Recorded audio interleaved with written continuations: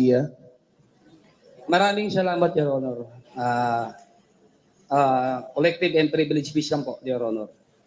Nalulungkot lang ako, nung nakaraan kasi po, nagkaroon ng sesyon nang hindi po kami na-inform.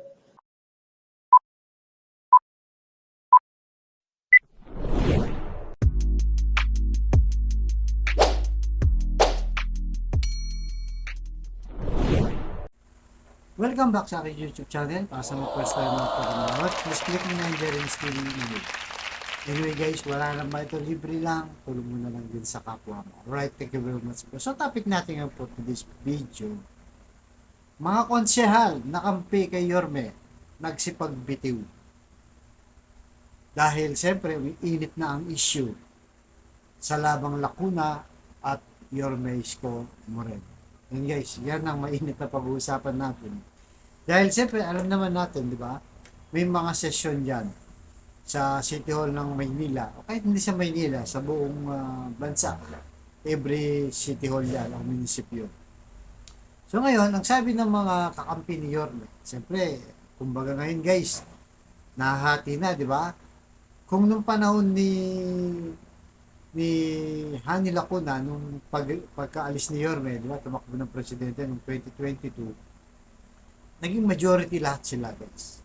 Kasi nga lahat halos panalo yung ticket ni Yorme. Sa 36 na konsehal, 2 lang ang natalo doon at hindi pa talaga nila kalaban, kundi kakampi pa nila. So siyempre pagka ganun, lahat sila majority. So lumalabas, wala namang minority sa City Hall. Pero dahil nga sa nangyari ngayon na talagang babanggain na nitong si Hani Lacuna, itong si Yorme, talagang naghiwalay na sila guys ng landas. Natural, di ba? Ang nakapwesto ngayon si Lacuna, may mga talagang kumakapit pa kay Lacuna dahil kailangan pa nila itong si Lacuna. Ano pa lang ngayon, August, September, October, November, December, January, February, March, April, May. Almost 9 months pa guys bago mag-election sa 2025, di ba? So yung iba dyan, siyempre may mga pakinabang pa. Kaya Hani Lacuna, kaya yung iba dyan, kagaya dito sa amin sa District 5, itong si Erwin Cheng kasi yung congressman na nakaupo ngayon. Sa ngayon, mukhang nagdadalawang isip pa at wala pang kinakampiyan. Kasi siyempre, iniisip na siguro, yun na nga, kailangan pa niya ni Erwin Cheng, si Hani Lacuna, siyempre sa budget, sa tulong o suporta, alam naman natin na ganun talaga. Pero yung iba talagang nagpahayag na, di ba? Nang mihiwalay na kay Hani Lacuna. Kaya ito na nga, dahil nagka-session, nagkainitan na. At nagsipagbitiw na sa kanilang mga committee.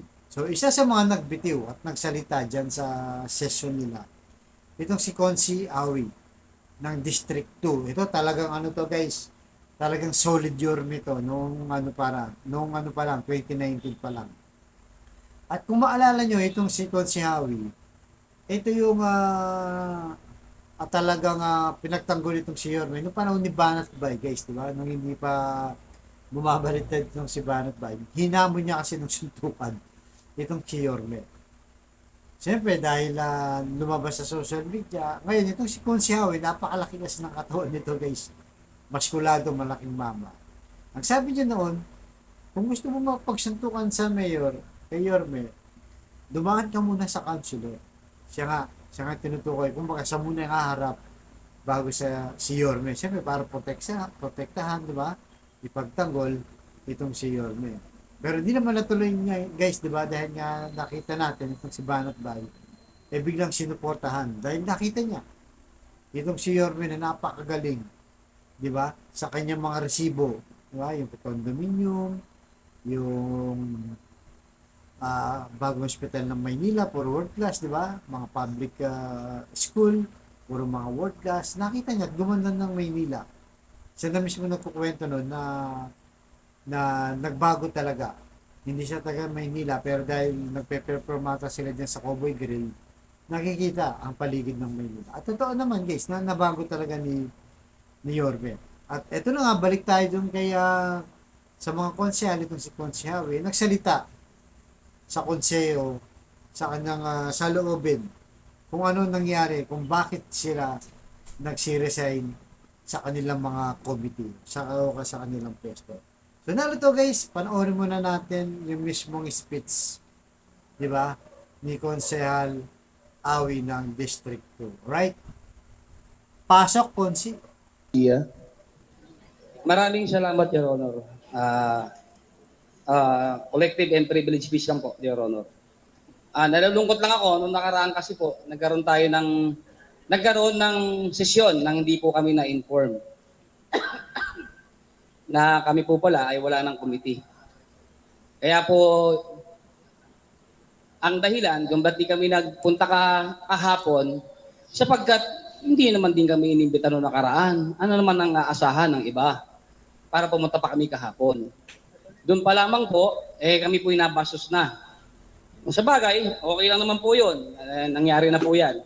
Gusto ko lang di malaman ng iba, kung bakit kami hindi dumalo na kahapon. Sapagkat noong nakaraang sesyon, karapatan naming malaman, ngunit hindi kami inaibisuhan. Yun po yun, Your Honor. No, konting istorya lang po, Your Honor. Ako po laki sa hirap. No?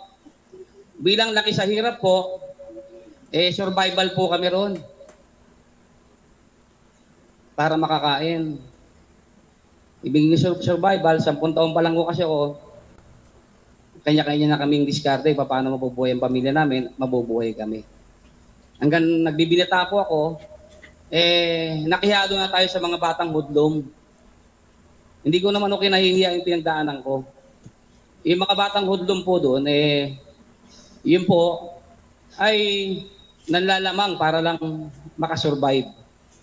Kailangan mong lamangan yung kapwa mo, kailangan mong gulangan yung kapwa mo para lang makasurvive ka at makita mo mayroon pang kinabukasan. Yun po yung ugali namin sa kalye. Kaya ako po hindi ko naman kinakaya. Dati po tayong hudlom na binigyan po ng pagkakataon ng Diyos at ng tao sa amin, sa Distrito 2, na pinagkatiwalaan ako maging konsihal. At tinupad ko naman po ang pagiging konsihal ko. Tinanggal ko po yung ugaling hudlom. Kaya po, Your Honor, ako po ay nag-resign sa aking committee ng Police, Fire, Peace and Order. At ako'y sumasama sa minority. Kaya po, Your Honor, naikwento ko lang po na ako po ay nanggaling sa pagiging hudlom na naging konsihal. Ipinagmamalaki ko po yun. Kaya po ngayon, na konsihal na ang ugali ay hudlom. Salamat po. So yun guys, napanood nyo, di ba? Talagang yung speech ni Konsehawi, talagang makabagbag damdamin, di ba? Talagang tagos sa puso kanya sinasabi. At yun na nga guys, di ba, nakwento niya na dati silang hudlom. Ibig sabihin, masamang mga kabataan. Na, ang sabi pa niya, dati daw silang hudlom dahil kailangan nilang gumawa ng masama. Umapak ng tao para lang silang mabuhay o makasurvive sa kanilang buhay ng panahon na yun. Pero isang maganda sinabi niya dito kung ano guys, yung sabi niya binigyan ng pagkakataon ng Diyos, diba, para baguhin daw siya, at siyempre ng mga tao dahil binoto siyang bilang konsehal para magsilbi rin dito sa Maynila sa kanilang sinasakupan doon sa district. Dahil doon, di ba, parang related mismo, kaya siguro magkasundo talaga sila ni Yorme dahil nga parehong-pareho ng sitwasyon na galing sa hirap talaga. Alam ang mga nangyayari sa mga mahihirap na mga kabataan ng panahon nila hanggang sa nakahawon sila sa hirap. At yun na nga, nabigyan ba ng pagkakataon na maglingkod sa Maynila, di ba? At talagang parehong-pareho sila ni Yorme. So ngayon, nagsipagbitiw daw sila dahil hindi raw sila in-invite nga, di ba, ng majority sa konseho.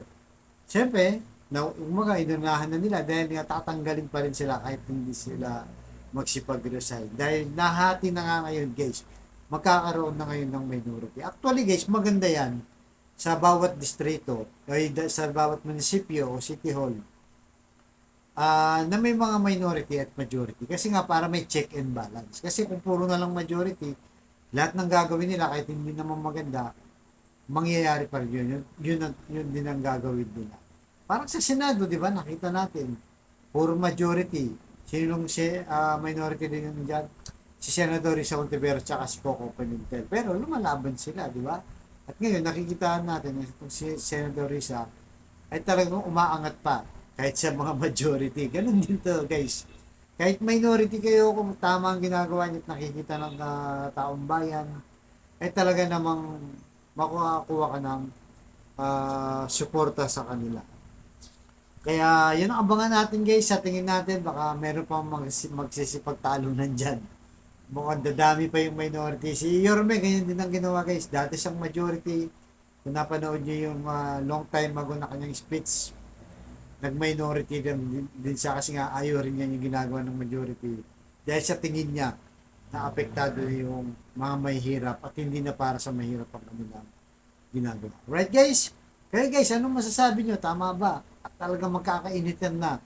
Mahahati na talaga yung mga konsehan na sumusuporta kay Hani Lacuna at sa ating Yorme Isko Moreno. Kaya patuloy pa natin guys na suportahan itong si Yorme. Like and share my video. Right? Thank you very much po.